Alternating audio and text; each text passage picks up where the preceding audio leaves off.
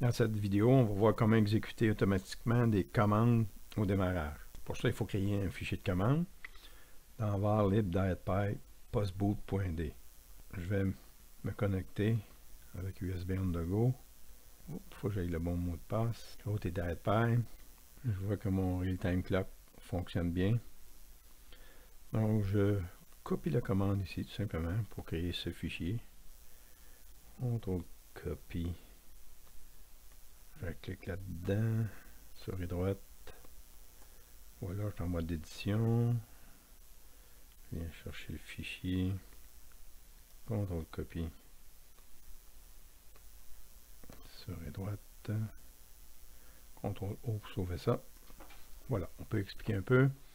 Donc, dans le dossier bin, la commande change group I2C et change mode 666 donc va nous permettre de donner des permissions au groupe I2C pour utiliser le port I2C. Même chose pour le port série. Autre chose, j'ai ajouté aussi sur mon schéma, si vous vous souvenez, il y avait une broche de relier à un MOSFET qui contrôlait le rétroéclairage.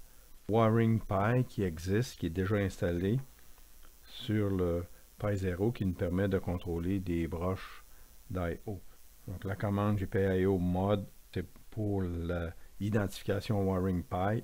Ensuite de ça, la commande de PWM. Donc c'est une valeur entre 0 et 1024.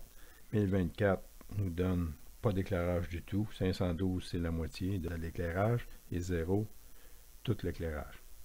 CTRL X, GPI Read All.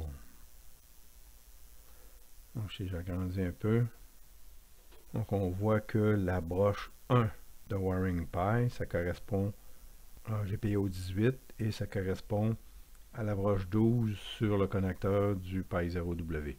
MC, WiringPy, GPIO, GPIO.c, si je fais F3, vous avez le résumé des commandes qu'on peut utiliser. Le mode par exemple, read, write ou PWM. Toggle aussi, c'est une commande qu'on peut faire pour basculer une pin. Donc tout ça, c'est des commandes en ligne qu'on peut utiliser directement.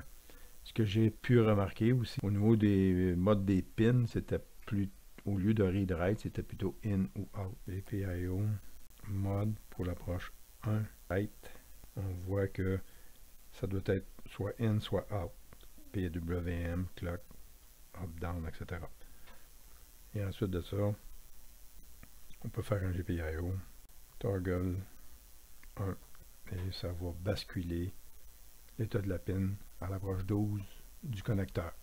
Là, je peux aller voir Node-RED et au niveau de I2C test, par exemple, je fais un scan.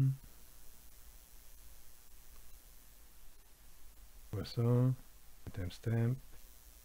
Je vois qu'on n'a pas les permissions, ok, c'est MTC. Donc maintenant, si je fais un reboot, ok. Maintenant, est-ce que Node-RED a eu le temps de partir? Il faut attendre encore un peu. Voilà. Au niveau des tests, si je me mets en mode debug, voilà les valeurs rentrent déjà. Donc ça c'était, il y a un nœud quelque part, où est-il? Ah, il est caché ici. IME, on voit que ça fonctionne.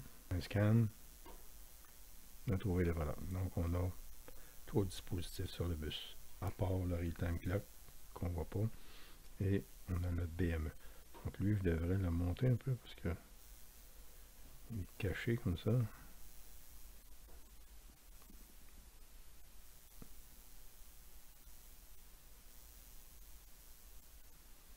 Il devrait avoir son flow de toute façon.